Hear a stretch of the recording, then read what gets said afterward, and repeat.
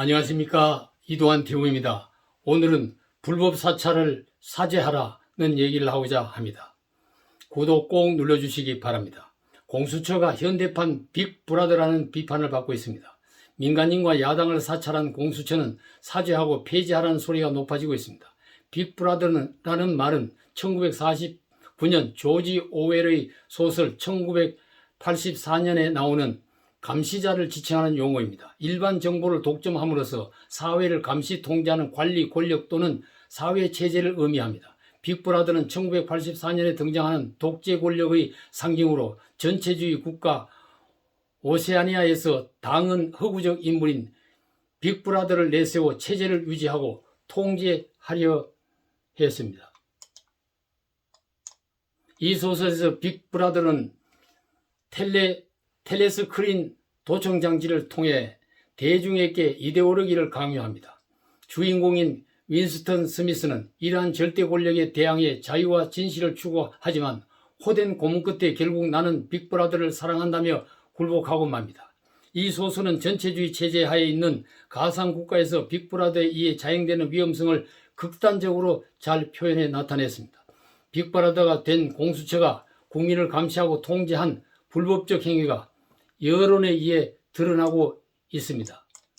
공수처, 고위공직자 범죄수사처의 사찰이 언론인과 정치인 일반에 이어 국내에 주재하는 외국 언론 기자에게까지 이루어졌습니다. 공수처와 더불어민주당은 통신조회는 수사 목적의 합법적 행위라고 주장하고 있습니다. 그러나 야당과 시민단체는 공수처의 불법 사찰을 규탄하면서 공수처를 폐지해야 한다고 반발하고 있습니다.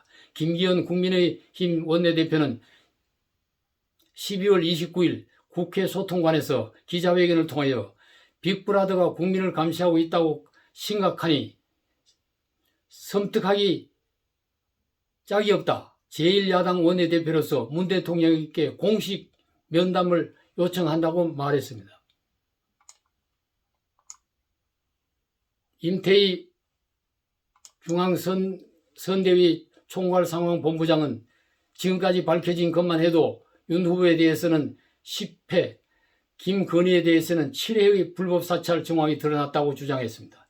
윤석열 후보는 이날 기자들에게 이런 공수처를 만들려고 그렇게 무리를 했는지 결국 국민에 대한 사법, 입법 사기극이 아니냐라고 말했습니다. 김종인 국민의힘 중앙선거대책위원회 총괄선대위원장은 공수처가 1760년에서 1970년대 중앙정보부와 비슷한 형태의 민간인 사찰을 했다. 문 대통령은 이 문제에 대해 어떻게 생각하는지 강력히 요구한다고 항의했습니다.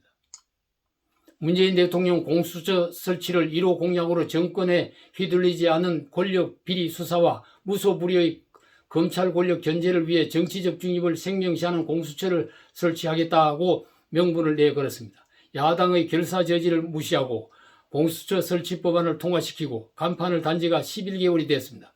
그간 공수처는 정치 편향과 불법 수사, 인권 침해 등의 비판을 받아왔습니다.